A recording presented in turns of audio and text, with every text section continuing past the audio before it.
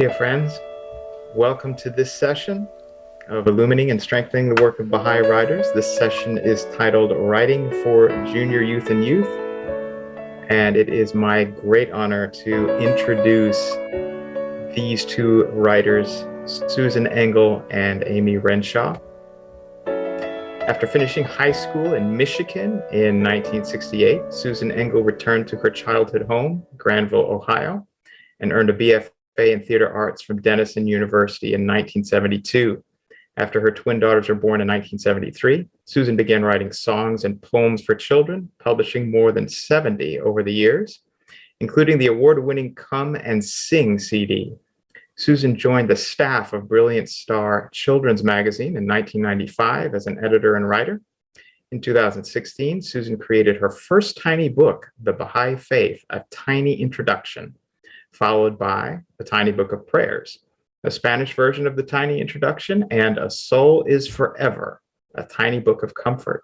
She is retired from her editorial work for Brilliant Star, but continues to write, including 3 books for the Changemaker series for Bellwood Press, an imprint of children's literature of the Baha'i Publishing Trust in the United States. These biographies are created especially for an upper elementary middle school audience. Much of her poetry is accessible at her website, iambicnana.com. Amy Renshaw is the senior editor of Brilliant Star Magazine and Brilliant Star Online, which are publications of the National Spiritual Assembly of the Baha'is of the United States. She guides the editorial team in developing creative concepts and content and coaches freelancers, contributors, and kid bloggers. Amy is the author of Voyage of Love, Abdu'l-Baha in North America, which is a book of historical nonfiction for junior youth and youth. She also wrote the historical mystery novel Strong Suspicions, a Sophie Strong mystery. A fan of sleuthing since discovering Nancy Drew books as a kid, Amy loves exploring fascinating facts related to kids' interests and challenges. When not reading or writing, she enjoys hiking, doing jigsaw puzzles, and watching historical TV shows. She has a BA in English and Sociology from the University of Wisconsin-Eau Claire. So just real quick, what we'll do is these two writers, outstanding writers, will have their presentation, and then at the end, we'll have some Q&A. So dear friends, please help me welcome Susan Engle and Amy Renshaw. Thank you so much, Chris. And thank you everyone for coming to our little session. We're so excited to talk with you today. This is going to be sort of casual. We have some slides, but Susan and I will kind of be going back and forth and speaking kind of naturally. You might have noticed some overlap in our introductions. We worked together at Brilliant Star for 16 years. So we are like family to each other. So if you see us laughing or teasing each other, that's why. So as I said, it'll be kind of casual. I do have a couple of questions for everyone. I'm wondering if you wouldn't mind putting answers in the chat. I'm wondering what kind of audience you're looking to write for, or you do write for. Do you write for youth or junior youth? Do you write fiction or nonfiction or poetry or all of the above? So that way, if you can give us some feedback when you get a chance, that will give us an idea of who we're speaking with. So today we're going to talk a little bit about the spiritual nature and needs of junior youth and youth. And I'll share our little PowerPoint here. So Susan will start with talking about the spiritual needs. Then I'll talk a little bit about publishing for junior youth and youth, what kids look for in books. We'll both talk about that, as well as what makes a book engaging and our tips on how to get started or keep going. And those are just our opinions. There's no one right way to do it. So keep exploring if you don't hear any good advice here. And then we'll put aside about a half hour for Q&A. And then if we don't have that much Q&A, we can keep talking.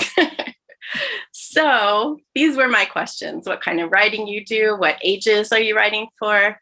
What would you like to get out of this webinar? That would maybe help us steer us in the right direction.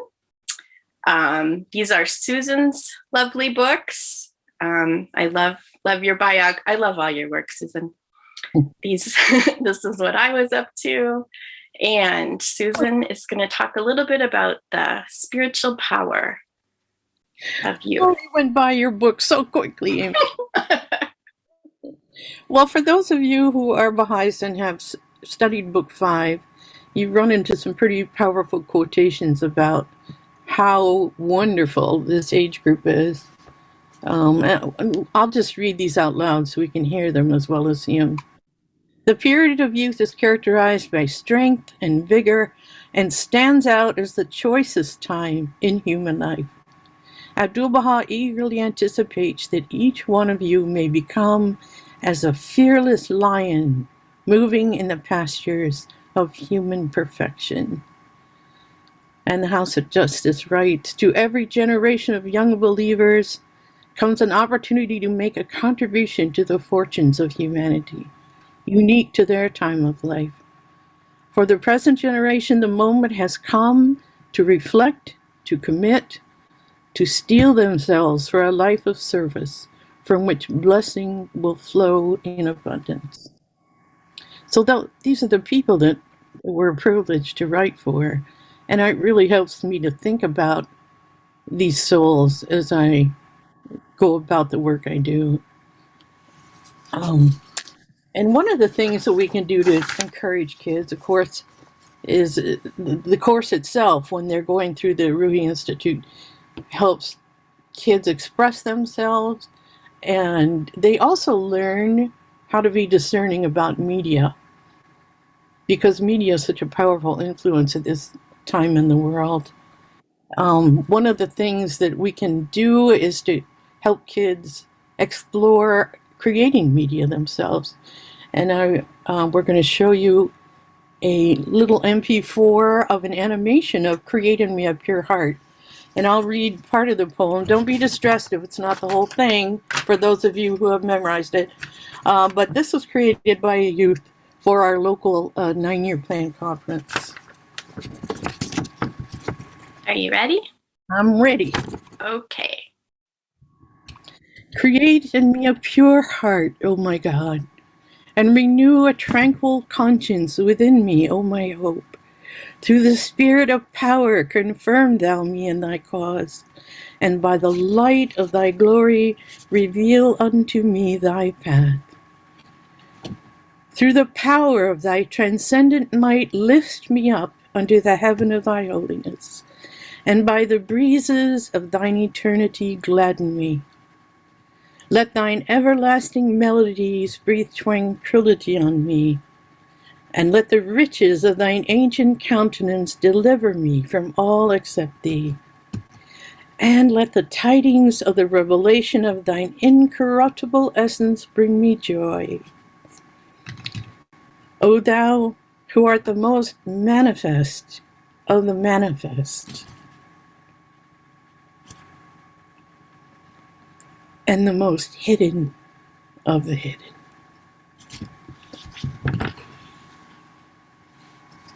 Lovely. Oops, there we go again. So you were still, you had more to say about youth, right, Susan? Well, is this little tale about Shoghi Effendi that I could read,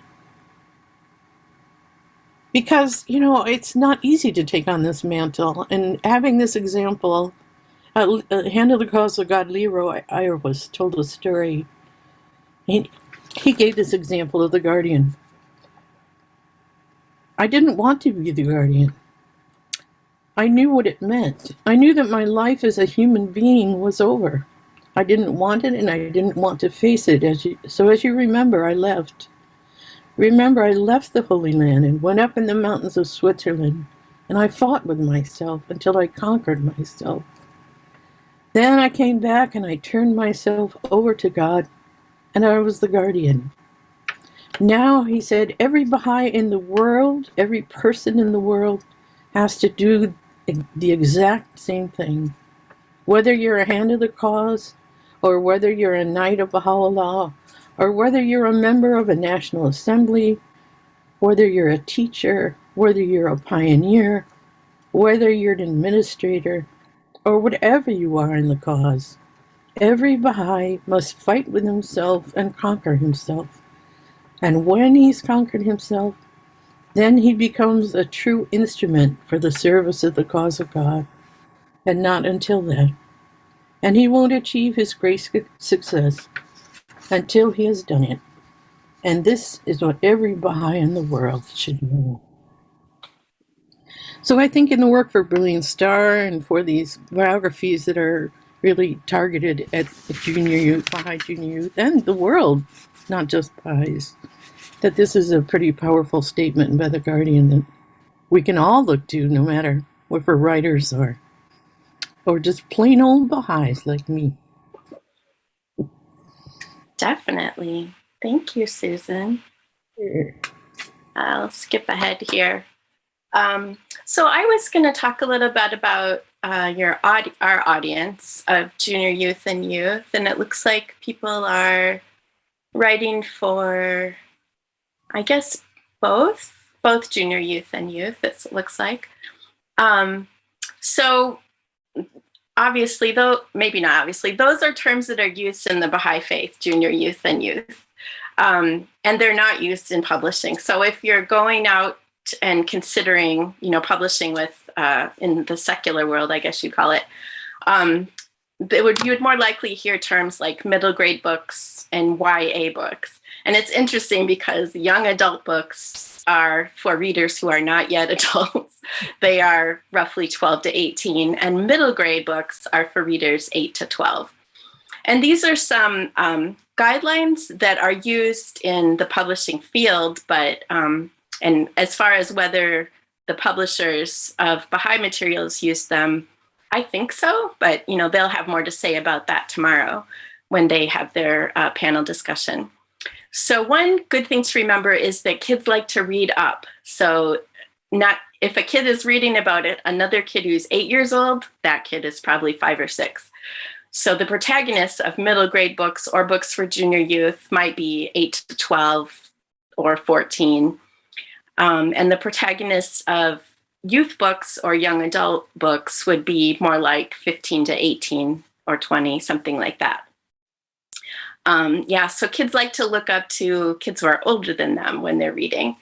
And then there are some length conventions that are common, definitely not set in stone, but the middle grade books are usually a little shorter than the YA or youth books. And if you're new to writing, we count those words one by one because pages can differ so widely. So if you're talking to publishers or listening to podcasts about publishing, you'll see these thousands of words tossed around. And like a regular adult novel that you might read could be like 80 to 100,000 words. And then, we can get to know these kids. I mean, we all remember when we were kids this age. That was a long time ago for a lot of us. It's really fascinating to hear what kids are into today or to talk to them about what their interests are. I would say if you're writing in any kind of audience, to write for kids, even if you're writing for Baha'i publishers, write for kids of all faiths, because there's no way to know, what a Baha'i kid knows, or, what a new Baha'i might know about the faith. So like, for example, when we're writing in Brilliant Star, we never assume that our audience is all Baha'is. We try to explain those terms that, Baha'i, someone who's new to the faith, a friend of the faith might not understand, like local spiritual assembly or hand of the cause or these kinds of terms. I also find it's helpful to read what kids are reading. And it's delightful also, I might say. We did our own little survey of just a few friends' kids that we know. And, they read a lot of fantasy and kind of magical books. But kids who like to read have a really voracious appetite, I found, and they just read a wide variety of things. So it's fun, I think, to go to the youth section of the library or the bookstore and just see the amazing creativity. out there. I just read one called A House on the Cerulean Sea. That was fascinating. And even these fantasy books, if you're maybe not into fantasy or science fiction, they still have the same core. Everybody wants that compelling storyline, those characters you can relate to. I mean, whether they are from another planet or living next door, you want that character that you can relate to. And another thing that I recommend, I guess, or that I try to do is to challenge my negative opinions about youth culture. Of course, when we do the Baha'i, like book 5 or book 3, we talk about the wonderful potential of youth and junior youth to be of service to the world. And a lot of times with other adults or even with ourselves, we might think, oh, but they're always doing video games. They're always on their phones. They're just watching YouTube. They're just reading comic books. And all of those things are true, but yet there is something good in all of those things too. I mean, there's a lot of positive things that they're doing on their phones. They might be learning other languages. Even video games they're playing can have amazing world building, I've found, and learn a lot of things. So there's just a wide variety. There are two sides to every story. So if when I'm tempted to just, roll my eyes at what the kids are up to these days, I try to remember that there's a wide variety of content out there in books and online. So another thing we explored a little bit is what kids want in books. It's not that much different from what we all want, but this was a little survey that was done of kids ages 6 to 17. And these are kids in the UK who are probably not much different from kids throughout the Western world. 63% want to laugh and 46% want to use their imagination. And Susan and I had a little trouble with that one because any book makes you use your imagination. So that's a little hard to pin down what they exactly meant by that. But, a third of them want to learn something new, or they want to have a mystery or a problem to solve. And they want characters that they wish they could be like because they're strong and smart and brave. All readers, whether they're adults or kids, they want to get hooked into that story from the beginning. And kids, I guess a lot of kids, they say like stories that are fast paced and they might lose interest with a slow moving plot. They might like books that focus on, relationships with school and family and friends.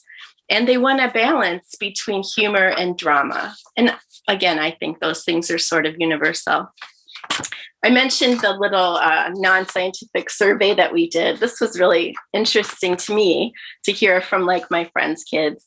And these are like a 13-year-old said, I look for books that have strong female characters and diversity and characters I can connect with. And a 12-year-old said, I like stories that are inspirational and have a sentimental backstory.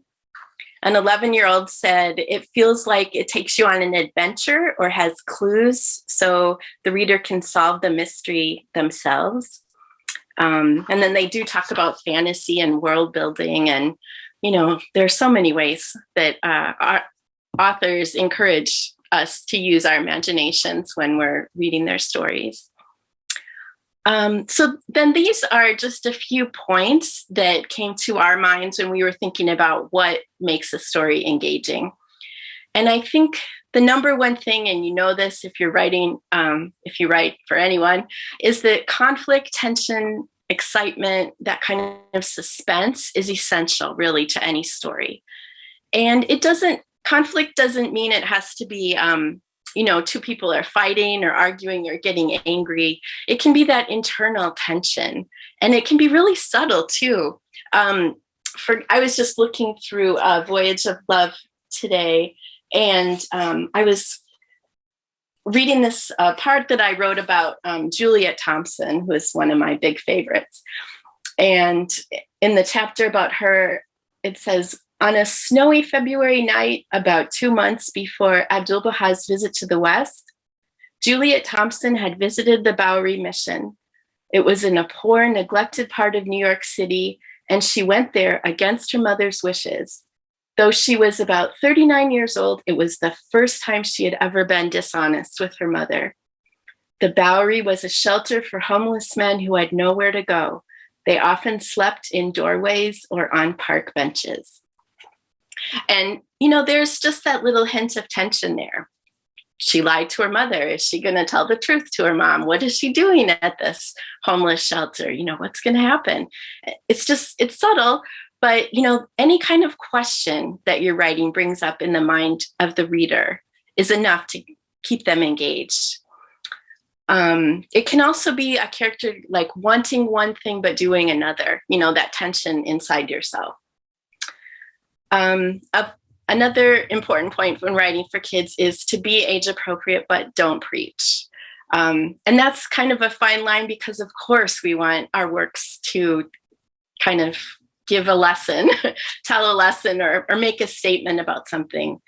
But it really turns kids off when we kind of get preachy or have a "you should do this" message, or even, when we write like we have all the answers, I guess, the really great stories. I was just watching today this video on YouTube called "What is a Didactic Story?" It was really good. I would look for it. I recommend you look for it. And it talked about how the great stories don't have easy answers. And, readers, they pick up on the message that you're trying to get across. If you tell a story about someone who lied and then they, ended up telling the truth, we don't have to go that extra step and say, Amy was so disappointed in herself that she had told a lie. She knew it was better to be honest. They pick that up, even if you don't say it. One of my favorite resources is a book called, it's called something about kidlit. Oh, Writing Irresistible Kidlit. And this author, Mary Cole, says, kids go to school, church, tutoring, camp to hear adults tell them what to do. They get it from teachers, siblings, parents. The last thing they want to do is pick up a book that has a heavy-handed lesson to impart. But of course your lesson is there, but it can be subtle. Another thing is to start with that hook at the beginning. We're always looking for that in Brilliant Star. And, when you're reading a book, you're looking for that thing that's going to hook you in, the action. A lot of times they say to start your book kind of in the middle of the action. And you save that backstory, where they were born and how they got to that point. That can come later if you hook them in the beginning with something exciting. And another point that you've probably heard a million times if you have done any writing is show, don't tell. And, this is it's a little, I don't know, controversial, but confusing even because, of course, we're telling. We have to tell things. It's writing. And I think I've come to think that the key to that is to not tell about characters' emotions or not tell about their personality. Those are the things you can show. Of course, you have to tell, Harry opened the door. But for example, with Harry Potter, we don't have to say Harry was brave. We can just tell a story, show him being brave. Just another quick example. Speaking of heavy-handed, I was reading about Fred Mortensen, who was the Baha'i who kind of rode the rails, caught an illegal ride on a train in order to visit Abdu'l-Baha at Greenacre. Abdu'l-Baha did not chide him at all. He seemed to be delighted with his story of how he got there. But for example, so when Fred got there, he was filthy from riding the rails. The next morning he had cleaned up. And when Abdu'l-Baha came into the room, he paid little attention to Fred. And Fred, so what I said, and I would do it differently this time, I said, Fred felt unhappy and thought to himself glumly, it must be that he knows I stole a ride. And if I was writing that now, I might just leave out the, he felt unhappy, because that's obvious. It comes across in the writing. But shortly after Abdu'l-Baha left the room, one of his companions returned and said, Abdu'l-Baha wishes to see Mr. Mortensen. And then instead of saying Fred was so excited, I just put in this quote by Fred where he said, why I nearly wilted. I wasn't ready. I hadn't expected to be called until the very last thing. I had to go, and it was with a strange feeling in my heart and wondering what would happen next. So those are just a few little examples of showing and not telling. And Susan has some examples to share about some of the other points. Just a second, Amy, what was that book title? There was a question somebody wanted to know. Please repeat the book title on writing for children that you referred to. Sure, this one is, and I have a list at the end also. This is called Writing Irresistible Kidlit. Awesome. Thanks. Sorry for the Mary Cole. No, that's fine. Okay. Next, we get to talk about agency. And the kids should solve problems for themselves and figure things out, get in and out of trouble. Kids don't want to read about a kid who listens to their parents or teachers all the time or gets rescued by an adult. There can be adult helpers so long as they show respect for the kids and their abilities, like Professor Dumbledore to Harry Potter or Glinda the Good Witch in The Wizard of Oz. I thought I'd read just a little bit of Hazel Scott's experience as she was getting ready to audition for an award from a radio station in New York City. So I'll just read a paragraph about what happened to her. In addition to being a superb pianist, Hazel had become quite an accomplished singer. Ever since she had surprised her mother by singing at the Apollo Theater when she was 11 years old. One of her favorite friends, Ken Harrison, found out about an audition for a radio station called WOR, The Voice of New York. Nervous and concerned for her, Ken began to tell her what to do and what to say at the audition. When Hazel had heard enough, she said to him, "Ken, kindly do not tell me how to conduct business. We will go to the audition and I will play and sing as I have been doing for 11 years. When the audition was over, she had beaten out hundreds of competitors, and she'd won a 6-month contract with WOR. Additionally, at the age of 15, she had also been given the freedom to choose the music she would perform." So, of course, that was Hazel's story, and I just got to write it down, but she certainly took agency for herself all the time.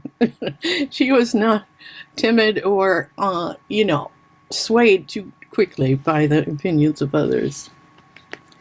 Another thing that really hooks kids, and we mentioned this in one of the surveys that Amy read from, is humor.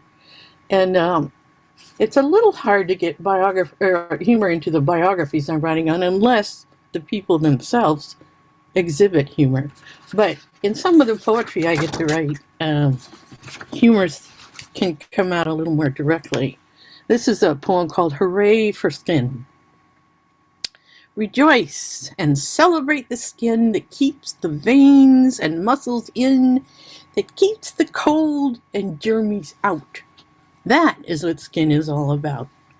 Suppose when God created skin, he turned the skin side outside in, so when you talk to Mrs. Jones, your eyes meet over fat and bones and tissues, blue and white and red, that stretch from toe to hand to head.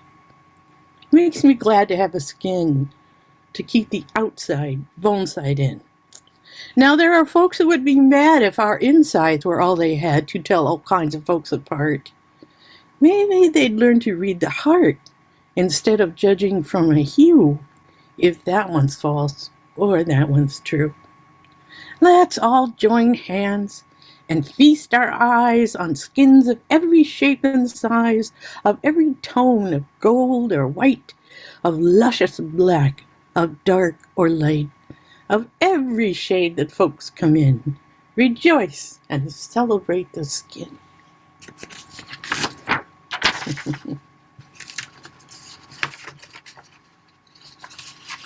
So another really important thing to do is address the real problems that children have. You know, we come from families where we hope that things are pretty ideal for children, but children have a lot of pain in their lives, as we all do, at one time or another, whether it comes from our families or from other families or from families of friends or even people they're just meeting. So it's really important to tell tales that will resonate with kids and make them feel they're not alone in the world. Oh, I'm the only one whose great uncle uses his belt to whip me. I mean, that's a pretty extreme example, but things like that do happen. And kids need to know that they can survive and that they can conquer. I'm just going to read a little part of a manuscript that's coming up for Robert Hayden, who was what we now call the Poet Laureate of the United States in the 1970s. He had a pretty tough beginning, as do most of the people that are in these biographies. But I thought I'd read a little bit of his story so you could see how important it is to include the difficult parts and to do it in a way that won't hurt kids' hearts or, make them want to stop reading. This is a story of a boy who loved words. He loved how words could make pictures in his mind. He loved how words could explain things clearly and mean more than one thing, both at the same time. Some of the first words a baby learns are the words of his or her name. This baby was named Asa Bundy Sheffy. Asa Sheffy was his birth father's name. Bundy belonged to the doctor who delivered him. Odd that the doctor's name was chosen at all because the baby's eyes were damaged at birth. Odder still, the boy didn't find out about this name until he was a grown man. As far back as he could remember, he had been called Robert Earl Hayden. Robert's mother, Gladys Finn, had more than one name too. She must have not liked it for some reason, because she changed her name to Ruth when she ran away from home to join a circus as a teenager. She was quite beautiful, and she knew that she wanted to be a performer. When she married Robert's father, a coal miner from West Virginia, her name became Ruth Sheffy. They weren't married for long. By the time Ruth gave birth to Asa on August 4th, 1913, in Detroit, Michigan, she and the baby's father were divorced. Perhaps being on her own, she discovered that becoming a mother was nothing like the life on the stage that she pictured for herself. She turned to friends of hers, William and Sue Ellen Hayden, for help. They agreed to take care of the baby while Ruth moved to Buffalo, New York, to find work that she loved, work that would help her support her child. Though Ruth came back to visit and even lived with the Hayden family for a time when the baby grew to be a teenager, the couple raised Robert as their own. For most of his life, Robert thought he'd been adopted by the Haydens, but money was tight and adoption was expensive. The arrangement Ruth had with the Haydens was not legalized, and she thought of Ma and Pa Hayden as foster parents to her child. The Haydens loved him and kept him clothed and fed to the best of their ability.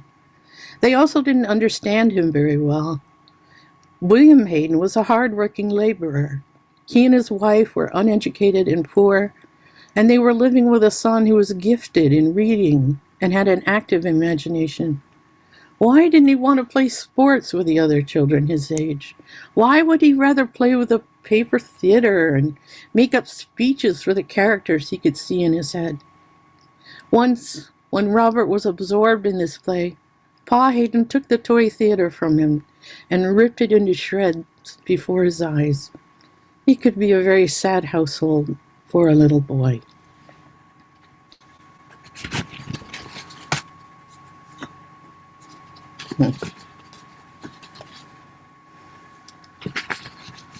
Thanks, Susan. Those are great examples, and I can't wait to read your new book. Another thing that we didn't talk about too much, but is to give a message of hope. And I know all of your books do that. Even when we address these difficult issues, whether it's personal issues or even things in the world like climate change, we want to end with a message of hope because these are kids. They need to keep the world turning. And then we thought we would share just a few things that we have learned or continue to learn about how to get started with a writing project and how to keep going. And one of Susan's specialties is getting in touch with your inner child. Do you want to talk about that a little, Susan? Well, I guess so. I remember when I was a kid, and I didn't remember this until much later in my life. I used to, I read a lot of books from the library. Try to escape some of my life, which not all life is pleasant when you're growing up. And so I would read a lot, and I found myself reading biographies. There were little orange covered biographies in our library, and there was quite a lot of them. I think I must have read every one. And I became enamored of learning about those role models. There were people like George Washington Carver and Harriet Tubman. George Washington, heroes in the United States anyway. So that when someone actually mentioned writing biography later in my life, I could open my heart to it because I knew I really loved those stories when I was a kid.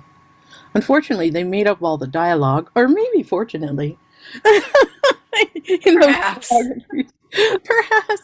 So I try to be a little careful about that, not make up things that aren't there. But anyway, I was pretty passionate about biography, and I think that's why it drew me. I was also passionate about Dr. Seuss, so you can tell from that poem was an early influence of my life. So most of my poetry is pretty Seussian. So in getting in touch with my inner child, I got to go back to all those things that I loved when I was little. And it really helps give life to your writing if that's something you love. I think that's true. That's true. Your poetry and your sense of rhythm and melody is a wonderful gift. You're so sweet. Oh my God. Getting in touch with your inner child. Sometimes at Brilliant Star, we talk about, put on your hat, like remember when you were 10 or 12 and just try to think back, what were you concerned about? What were you interested in? How did you spend your time? What did you want to be when you grew up? And just kind of digging into some of those memories or, what made you scared? What were you worried about? All of those things are ways that we can get in touch with our audience. And writing about what you're really passionate about, I think, is essential. I mean, it's really difficult to write about something you think you should write about. I have tried it, and it peters out after a while. And if you're going to keep going through a whole manuscript, and it can take a lot of perseverance, it has to be something that you really enjoy. And probably you'll hate it by the time you get to the end. I know I do. But, at least, for most of the process, it's something that you're passionate about that really makes you excited. And of course, all art comes from God. Do you want to talk about that, Susan? I do, and I had a whole thing on here about that, and I can't find it. But anyway, there's so many quotes about the arts and sciences coming from the next world via people who are in the next world. And I really try to connect with that when I get started writing. And for the biographies, I try to also, and this is kind of weird, I try to connect with the spirits of the people I'm writing about. And I do feel like I get a sort of understanding of their life a little better if I ask. Please, Dizzy Gillespie, let me see what it was like to be you, a little bit, So I really feel that prayer is an essential part of connecting with writing, because the writing, our souls are manifestations of the Spirit of God. And writing is simply a way of expressing that spirit, as far as I can tell, anyway. So finding the source to begin with, it really helps me. Even if it's not about the faith, it still helps to find that spirit and hold on.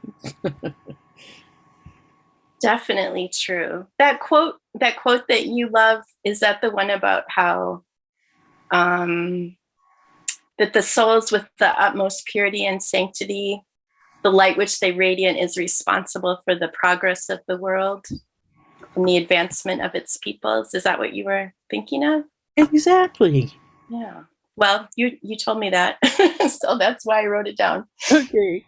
They are like unto the leaven which leaveneth the world of being, and constitute the animating force through which the arts and wonders of the world are made manifest. It's pretty incredible to think about. So yeah, like you said, all art comes from God. All art is worship. I said that and wrote that about 1,000 times in Brilliant Star and other places. And then I was still like torn with myself, like, should I write a novel that's not about the faith, or should I write a book that is about the faith? Is it okay? And my friend Amy just looked at me one day and she's like, all of those quotes about how art is worship, and you are still asking yourself this question, you can write about whatever you want. And that's when I wrote my historical mystery novel. Like, I gave myself permission, I guess. Yay. And yay! And I have the audacity to call it a series, even though it is only one so far. But hopefully will be more. Even if you're not writing about the faith, I think, your beliefs and your values do come through in your writing. And that can maybe be enough to convey, what you want to say about the faith. Of course, writing about the faith is wonderful. So many people do a marvelous job of it. And that's awesome. But I just wanted to throw out there that, a Baha'i who's writing about something, their beliefs in the faith will come through. And as far as all art coming from God, also, that's not just something that's in the Baha'i faith. If you've read the book, The Artist's Way by Julia Cameron, she talks a lot about how, it's that divine inspiration. Inspiration comes from God. And the idea of free writing as a way to get started or keep going is another thing that Julia Cameron talks about in that book. And a lot of other writers do too. One thing that Julia Cameron recommends is doing what she calls morning pages, although you could do them in the evening, where you just write without censoring yourself and just write, I am writing now and I don't have anything to write about, and, or the sun is out today, and, anything to just get yourself going. And sometimes you will surprise yourself with what you have to say, that it's hard to know, before you sit down what it is that you have to say. But once you get going, you might surprise yourself. One of my heroes of writing says to trust emergence. She calls herself a discovery writer. This is Joanna Penn. I listened to her podcast called The Creative Pen. And she talks about being a discovery writer. Some people call it being a pantser, because you're flying by the seat of your pants instead of working from an outline. And you discover things as you go along. I think that's the most fun thing about writing, is when I'm, just typing along and all of a sudden I go, oh, that would be a good idea. I think to myself, whether it is or not, I don't know. But it's fun to just surprise yourself. And I think it's important, along with, writing what you're passionate about, is writing what you like to read, because, that enthusiasm really does come through. Some writers say, look for your why. Why do you want to write? Why does this person that you're writing a biography about inspire you? Why does your topic grab your interest? And those are some things that, you can convey then to the reader, what it is that really drives you. I think it's really important, I believe, to write all the way through your first draft without editing. It's so hard to put aside that editing hat, I guess, or that editing brain. And a lot of times when I'm reading a draft that I'm writing, I'm thinking of what someone else has written and published and how it's so much better. One of my favorite writers, and I think Susan likes her too, Anne Lamott, who wrote the book Bird by Bird, which is sort of a Bible for writers sometimes. She said everybody writes terrible first drafts.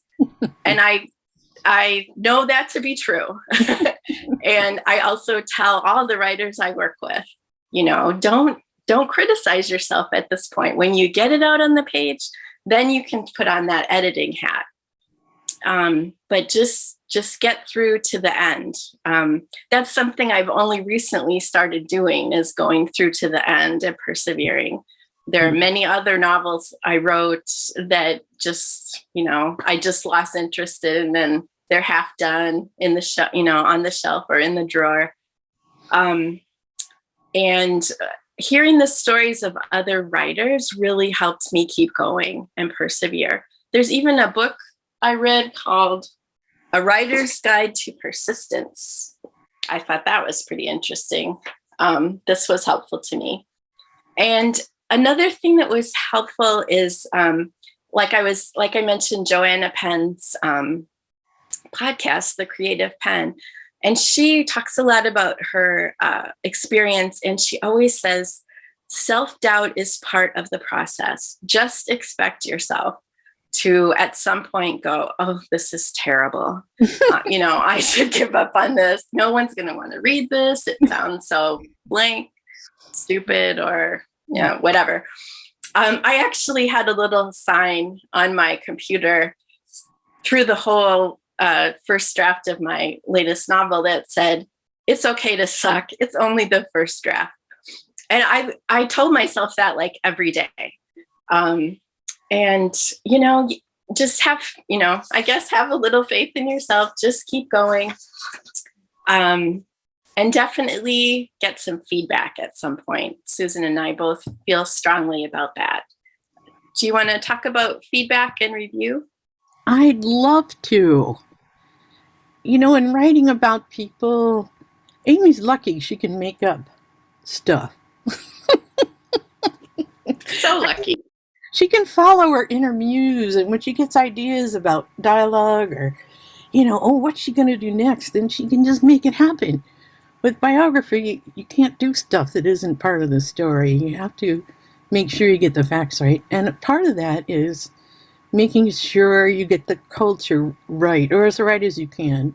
I'm a little old white lady, and I've been writing about these amazing African-American people. And so I have to be really careful to check. I have a good friend who shall remain anonymous because she chooses to, but who's African-American and reads the first draft for me and lets me know if I've let anything sneak in that's, racism that just kind of pops out because of the way I was raised. So she really helps me with that, my language, and if the story, for some reason, leads people to think that there's a stereotype at work, then I have to work really hard to make sure that doesn't happen. I also have children who both help me so much in that first editing process. When you're writing along, you think, oh, this makes sense. This connects perfectly. This transition is wonderful. And sometimes they'll go, Mom, I don't know what you're talking about here. And it's wonderful. I go, oh, yeah.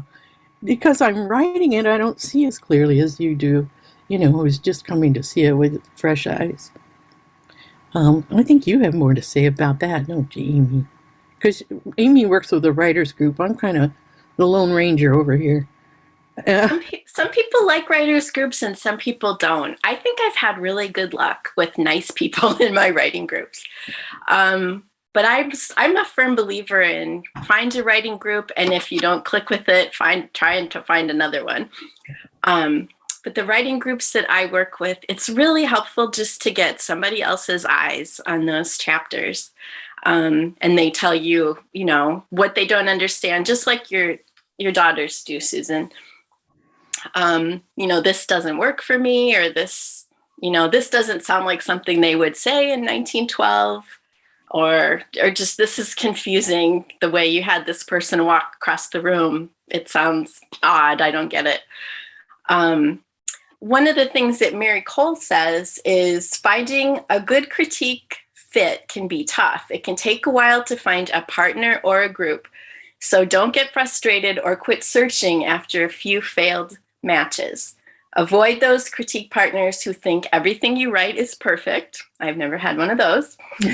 And also, I would avoid like the plague, any critique group that makes you feel bad about yourself or makes you feel like you're not doing anything right. They can be, I think that's the horror story that a lot of people hear or even experience, is when a group is too critical or meanly critical, or not tactfully giving you constructive criticism.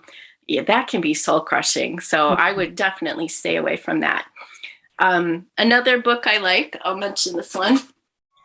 This is by Cheryl Klein, and she did some editing for She Who Shall Not Be Named, J.K. Rowling. And her book is called The Magic Words, Writing Great Books for Children and Young Adults. I love this one. And she says, find congenial sources of feedback.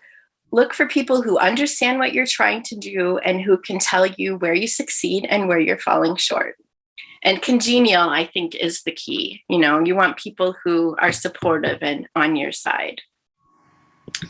Yeah, I also wanted to mention that sometimes a book can take a whole different path with feedback. I was working on A Soul is Forever, which is a tiny book about getting comfort about life after death and the soul. And I was just putting together quotes. I was just going to do a little compilation. And two friends of mine who are not Baha'i read the manuscript, and they said, this language is so formal, it's hard for me to take it in. Can you make it more narrative? And I went, oh, okay.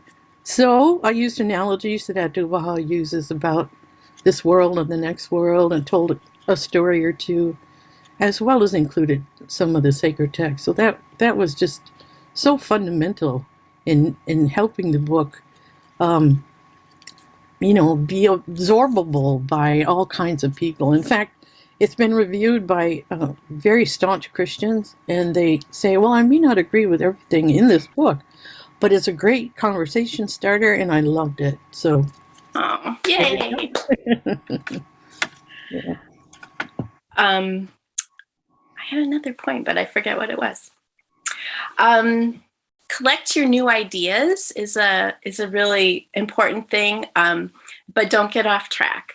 When I'm working on a book, I come up with a million ideas for other books that I would like to start on. And it's very tempting to just put one aside.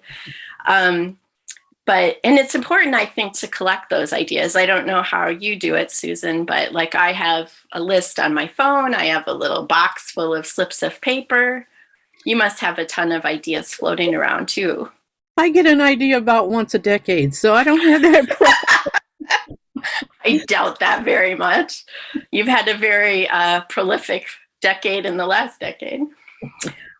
And then the important part, like I mentioned before about persevering, you might be the next great thing. There's no way to know if you never finish your book. You might be J.K. Rowling or H.M. Baliuzzi. There's no way to know until you finish it and get it out there. Oh, I know what I was going to say before. The other thing that's interesting with the critique group is they've really kept me going.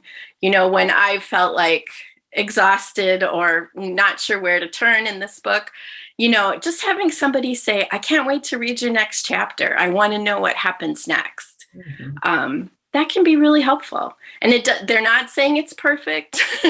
They're not, they're not saying there's nothing to be fixed, but they at least want to read more. And another thing that helps me with a group is I have a meeting coming up.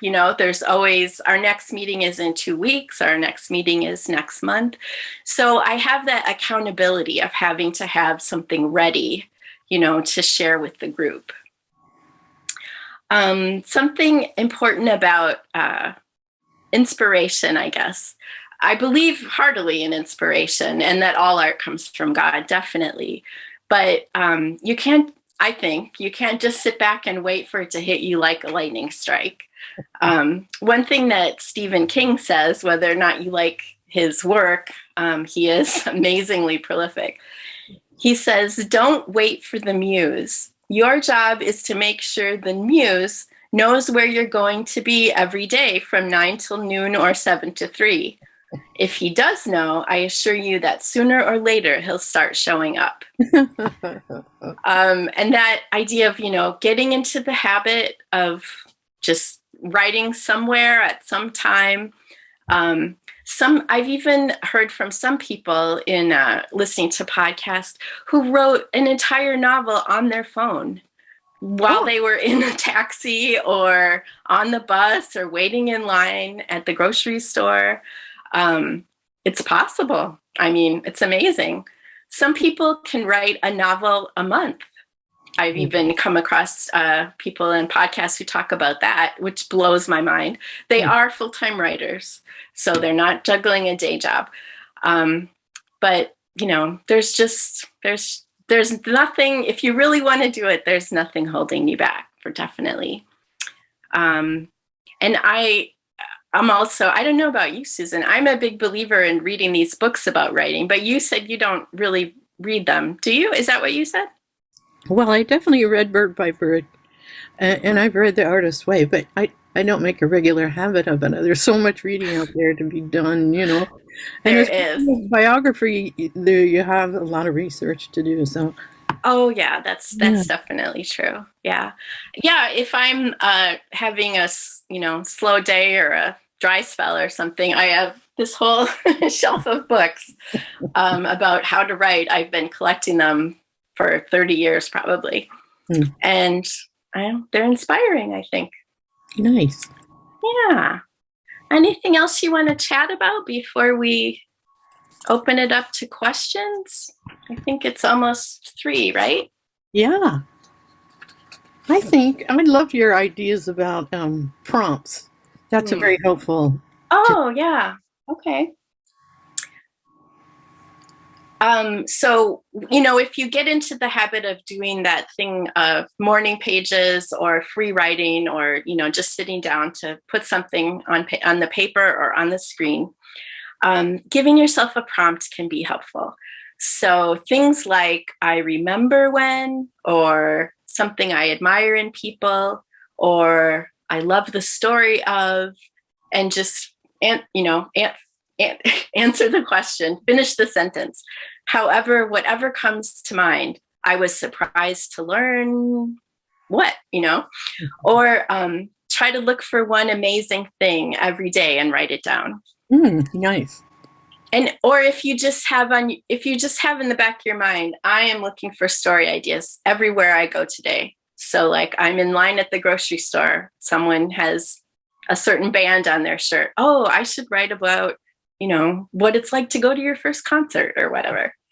If you kind of put those glasses on, sometimes you'll find ideas everywhere you go.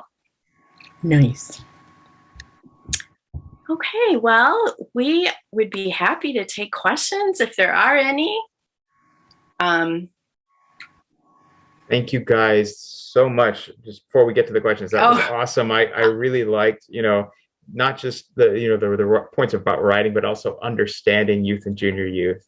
And I majored in creative writing, and just takes me back to my creative writing classes. Oh, yay! Awesome. We've already got 3 questions and answers, and so we can go ahead and move into our question and answer part. And If you have a question and answer, or if you have a question, please put it in the question and answer part, that little button that you click down at the bottom of your Zoom. That'll be easier for us than if it's in the chat. So we already have 3, and there's one, it just says, I just want to answer it real quick. Will this PowerPoint, is by Peter.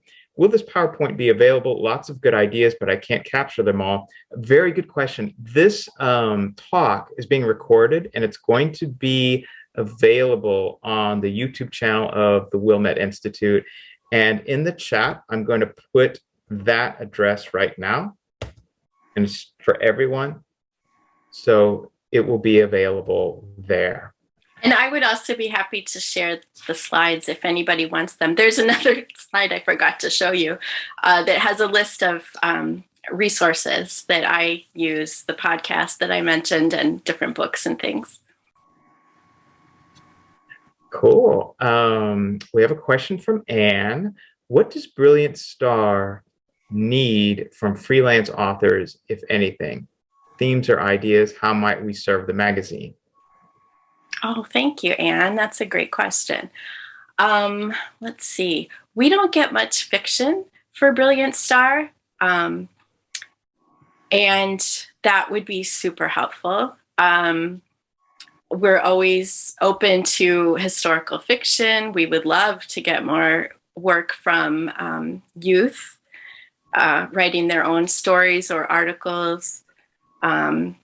Fiction is I know it's tricky for Brilliant Star because, we've got these 32 pages, and we were entrusted by the NSA to fill them with the most dynamic content we can. And so we have to be really careful about what we put in them. But Brilliant Star's fiction is usually like about, 800 to 1,000 words.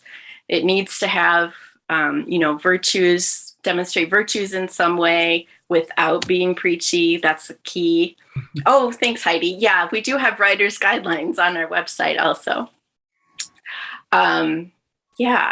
So that would definitely help. A lot of times we have, we like those folk tales that are kind of an adaptation of a folk tale. It's fun because the plot is already laid out there and you can kind of play with it. Finding folk tales that work for our audience is tricky because a lot of, a folk tale, in order to work, it needs to have, the beginning, middle, end. It needs to have that conflict that gets resolved, the characters having agency. And, it can be tricky to find something that works as a folk tale that's positive, it has a positive message. So folk tales would be great. What we don't publish too much by adults would be like, articles, nonfiction by adults. We don't do that too much, but then I will say we do have also the website, and the website is a little more expansive. Of course, we're not limited by paper and publishing. So there's really no limit to what we can publish on the website. So there might be options for other things that could go on the website. And we have a parents and teachers section on the website. And that is a place where if you're writing for adults, or if you want to write about how adults can be better teachers or better parents or something like that, that can all go in the parents and teachers section. What do you think, Susan? Oh, yes. I've just been reading through the comments, and I'm so happy that you all are writing the things that you're interested in producing. That's very interesting. And I also want to give props to Aurora. Is that how you say your name, Aurora?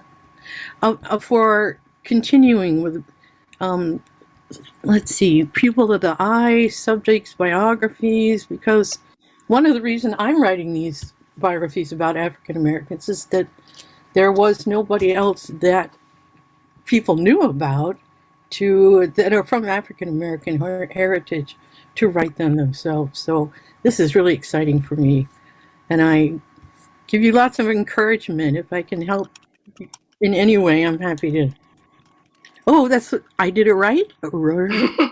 Yay! And I'm happy to post my email address if anyone wants to get in touch. So I'll put it in the chat. I also put the Brilliant Star website in the chat. If it's brilliantstarmagazine.org, someone had that question. There's another question here from Anne. That is there a place where freelance Baha'i authors / illustrators might connect? Might BPT be able to host such a site? Regarding the BPT part, now I know we've got a Facebook page. I know we've got a YouTube channel. I'm not sure if those are really places that Baha'i authors could connect. And I'm not on social media, so it's hard for me to answer that question. But it's a good question. What I can do is and the email for BPT is bpt@usbnc.org. So I can put that in the question and answer place here.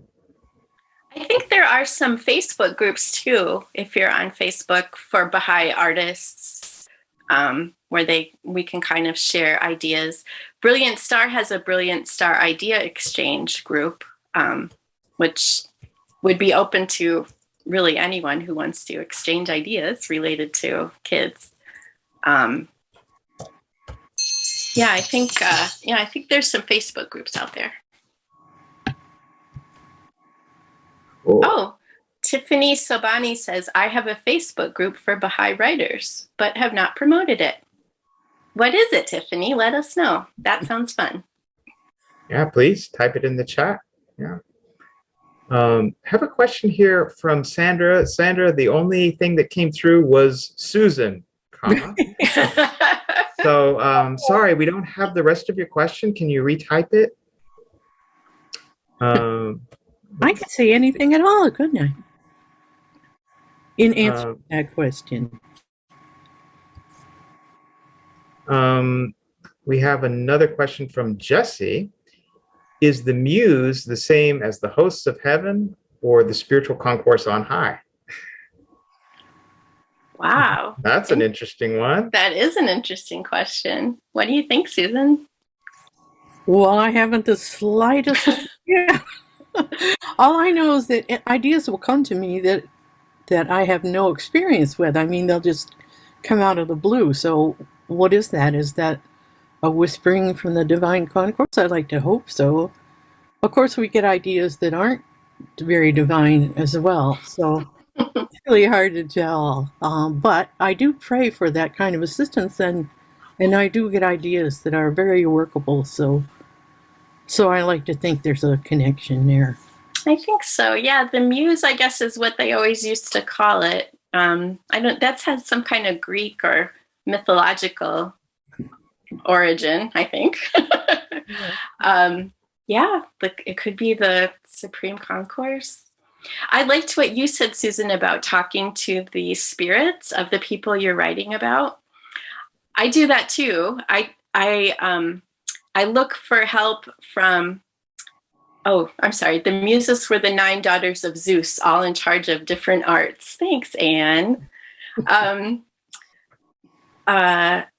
So like I think about artists or Baha'is that I've heard of who are in the next world, who have done the things that I'm trying to do. Like, Nabil, for example, was a writer, in the next world. There are tons of authors, artists. Julia Thompson was an artist. Sometimes I just call on whoever's out there, or even my old friend Terry Cassidy from the Baha'i Publishing Trust. She's in the next world now. Nice. And I think that inspiration can come anytime. So I understand why you're that one person I can understand how he was able to write the novel on his phone, because that when it comes, that's sometimes what's needed. We have to get our phone out and got to get this down. Yeah. Sandra got back to her. She said she just wanted to get in touch with you, Susan, and she said thank you for putting your email in the chat. Yay. Right now, the question and answer is blank. All right. Anybody have any more? Oh, here we go. I'm writing this is from Mitra. I'm writing a young adult fiction book. I think it is an uplifting story with a good message, but one of the characters uses some mild profanity. It is part of her character and how I imagined her. I feel a little torn writing her that way because as a Baha'i, I try to avoid profanity, but I also want her character to be realistic. Any advice, thoughts? That is a good question. I have used a little light profanity, I guess, in my work. I guess it depends which kind of profanity. There is some that's a little bluer than others. I know what you mean about it being realistic, and that is the way a lot of people talk nowadays. And sometimes, you can just put in a little bit because I don't know. I think in real life, some people, that's every other word is profanity. And that would get really tedious to read. But if you just sprinkle in a little bit, I think that it kind of gets the idea across. This is how this person talks. I don't know if there would be a problem with the publishing trust publishing something with some profanity in it. I don't know. But if that's the way you feel inspired to write that character and it just feels right to you, I would go with my gut. And the other thing is, if you're writing for kids or young adults, we know it will not be new to them. They hear it all the time on the bus, at school, in their music. Do you have any thoughts, Susan? Well, the only reason I would use profanity in the biographies is if it's a direct quote. Mm-hmm. And that does happen. Oh, totally. I don't think there are any in these books, but I mean, the arts, the music business is not exactly devoid of the use of profanity. That's a very interesting question. I've only written, books about the faith or these biographies, so I haven't let loose that sea to see where it might go. Another thing you could, if you're not sure about the profanity, and of course, if you are, that's fine. Another thing would be to introduce that kind of attitude in a different way, like in different kinds of words that they choose, or turns of phrase that aren't profanity but are maybe like casual or slangy, or that might be an option. But I don't think there's anything wrong with it, but some Baha'i writers definitely do not think it's appropriate, as I see in the chat. But trust your gut. The next, got two questions here from Aurora, and they're kind of the same. Got three here. Are there plans to hold more writers' workshops, seminars? Perhaps the next would have junior youth and youth that could serve on the panel and share what they think about what they would like to see, and also discussing writing for junior youth and youth of color. In terms of like the publishing trust, yes, we are planning on holding more workshops and seminars. Definitely. I don't know if she's really addressing the publishing trust or the writers here, but just for the publishing trust, yes, we are. And those are good suggestions, and same advice that I gave to Anne. Those would be good things to email us about. And the email again is bpt@usbnc.org.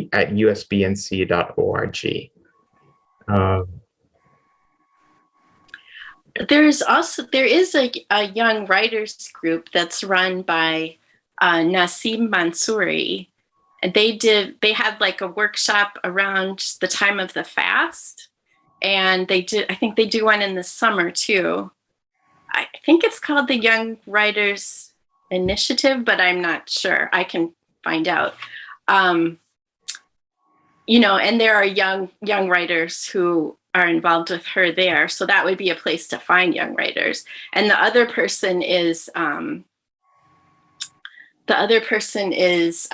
Jessica Kerr, who does works with youth for the Wilmette Institute. She does the program called Transformative Leadership. She has kids all over the world. So that would be, I know a lot of them are involved in the arts too. So I think hearing from youth would be terrific. Absolutely. Like you were saying, Susan, you're writing these books about people from other cultures because, you know, as far as we know, there aren't other people writing them. And your point about having people from those cultures read what you're writing is really important. A lot of writers talk, I mean, there is the wisdom, or there is the idea that only people of a certain culture should write about that culture. But if that happens, then, you know, white people need to be able to put people of all different backgrounds in their works so that it reflects the real world, which has a lot of diversity. So, you know, if we just write about people of our own background, it's very limiting.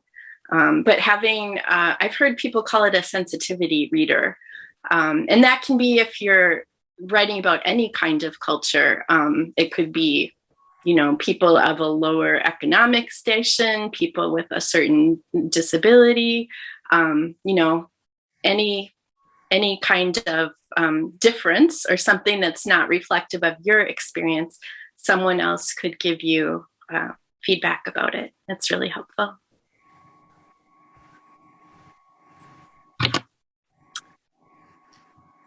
Let's see. We don't have any more questions in the question and answer box. So please feel free to post anything you want answered.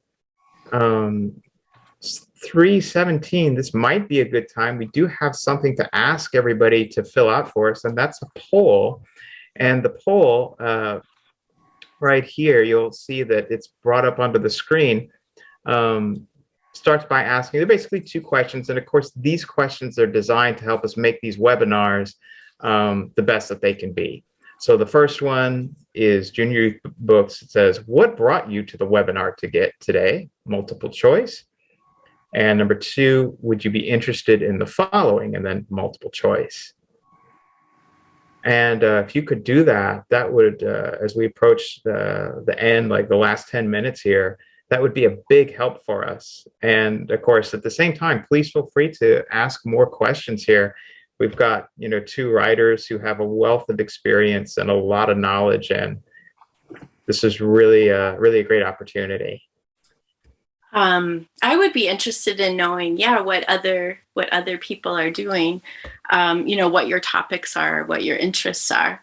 Anne had asked if I could put up my list of resources, and I would be happy to do that. It's in my little PowerPoint. Here are some resources that I use, and like I'm kind of addicted to these books. So yeah, The Magic Words, Bird by Bird. There's one called Nonfiction Writers Dig Deep that I just came across. It's down here. And this is 50 award-winning children's book authors share the secret of engaging writing. And a lot of this is about, well, it is all about nonfiction. So, you know, there isn't a whole lot about nonfiction, writing for nonfiction, I don't think. Somebody, one of the writers that I talked to, or that I read, sorry, I'd like to talk to her.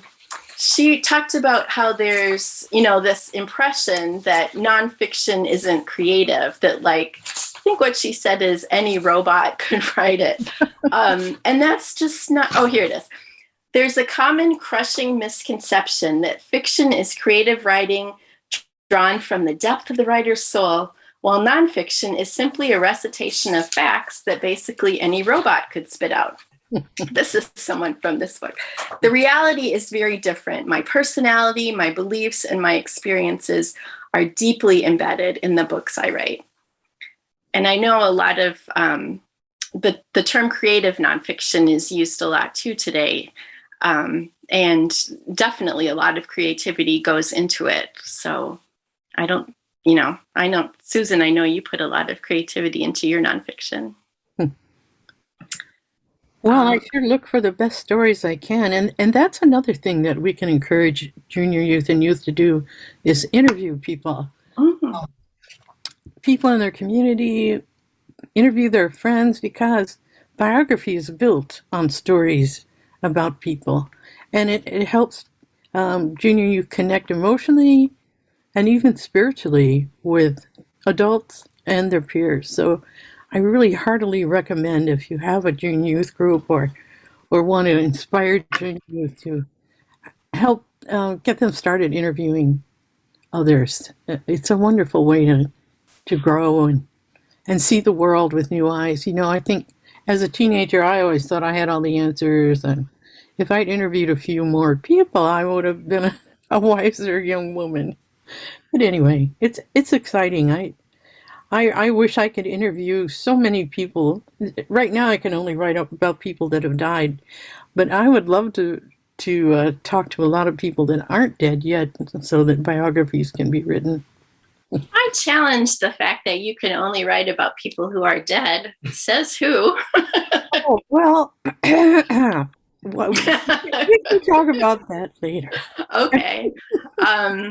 And when you're doing research, when I did research for Voyage of Love, or when I'm doing research for Brilliant Star, I wish that people had interviewed other people more often, so that we would have their actual words. Yeah. So yeah, like interview the ordinary people in your community, because you never know when someone will be writing about them.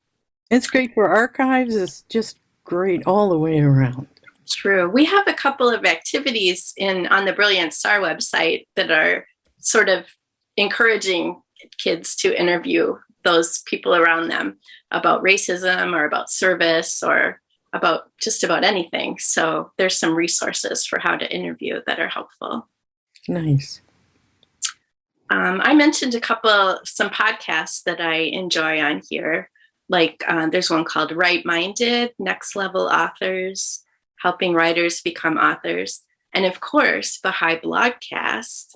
I know Anne Perry was on there recently with your husband. He does amazing interviews, that Rainn Wilson. There are a couple of books I really enjoy by Joanna Penn, Productivity for Authors and The Successful Author Mindset. I found very helpful. I listened to those as audiobooks. And the Society of Children's Book Writers and Illustrators is an organization that you can join, but that also puts out a lot of resources that are really helpful. Nice. I love all the things coming up in the chat. Yeah, there's a question in the chat that I saw a little bit earlier. It was from Shaheen. It was how, I'm looking for it right now because I lost it with the chat, but here it is. How do I best engage the various publishers as a Baha'i author? Well, of course, if you want to submit, if you have a manuscript, whether it's fiction, nonfiction, and you want to submit it to the Publishing Trust, Baha'i Publishing Trust, you can submit it to acquisitions@usbnc.org, and I will put that down here. This is our email.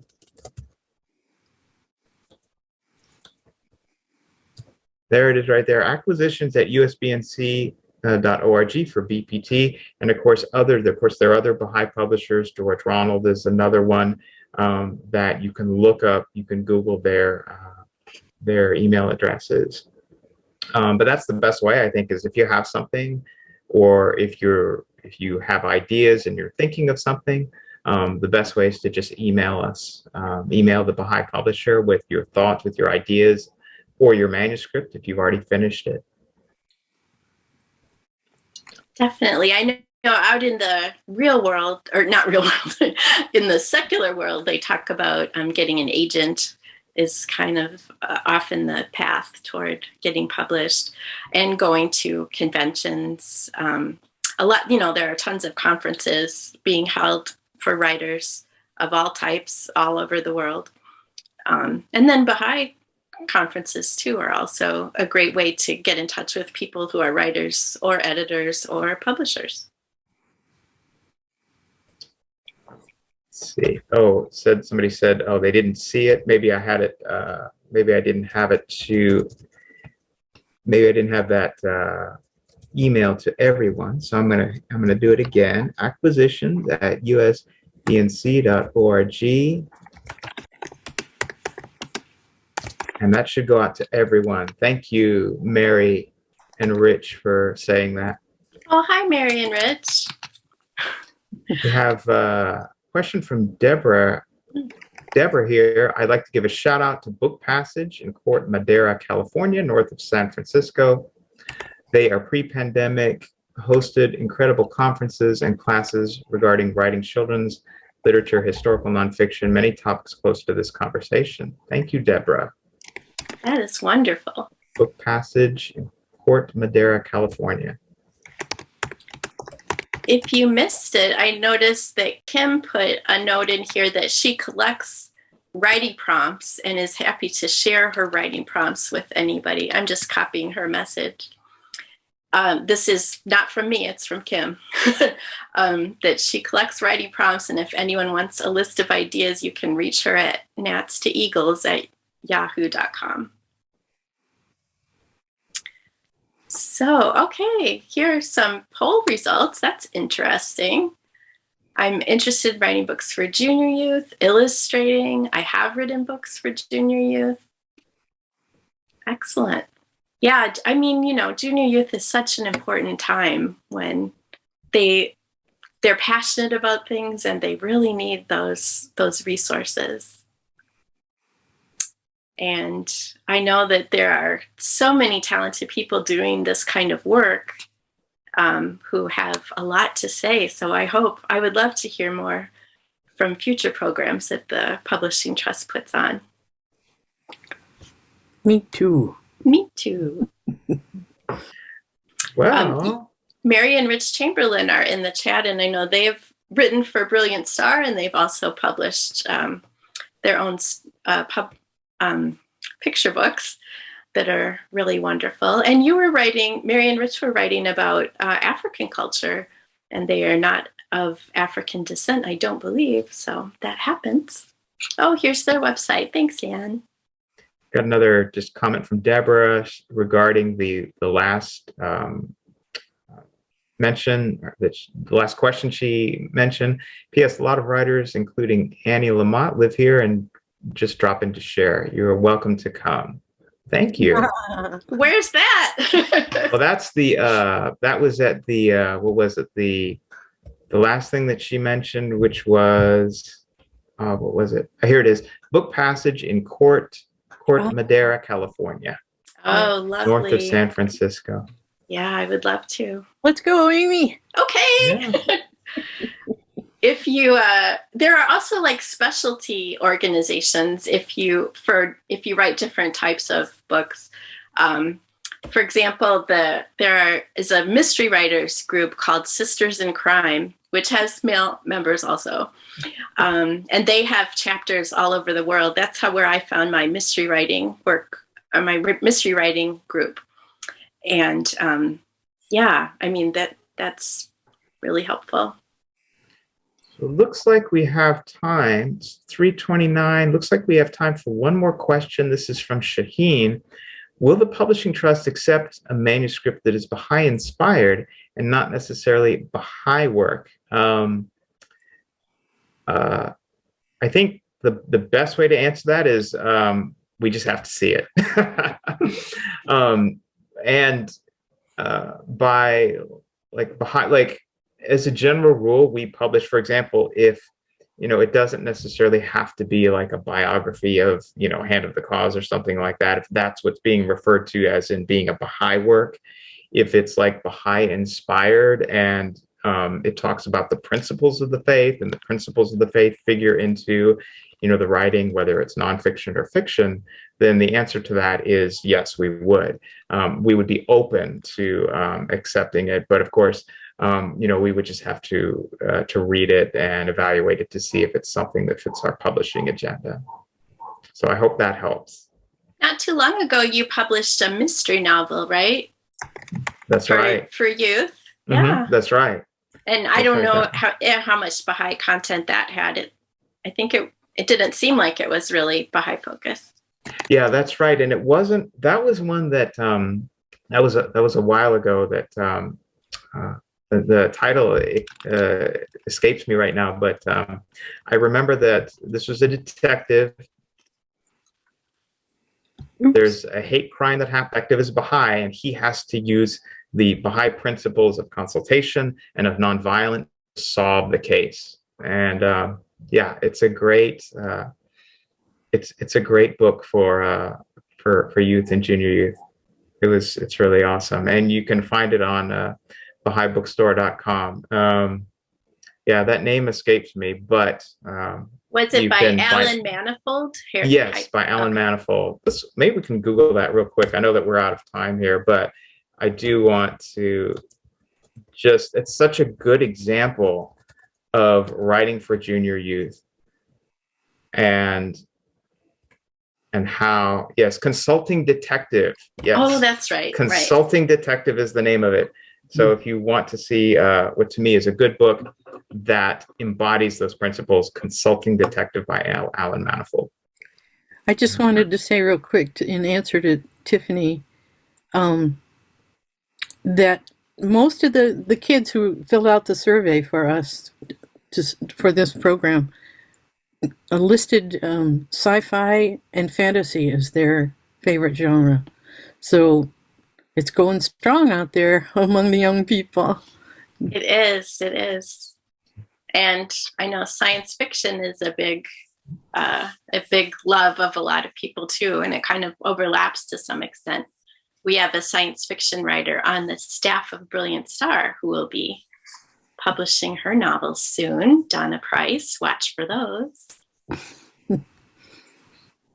Awesome.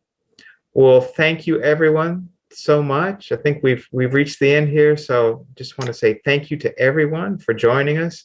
Thank you, Susan. Thank you, Amy. It was awesome. I learned a lot, and thank you as always to the Wilmette Institute. Thank you everyone who came and talked with us. It was great to chat about writing. I never get tired of it. And thanks, Chris, and thanks to the Publishing Trust for inviting us. Oh, sure. You're always welcome. Ditto. All right, everyone. Good seeing you.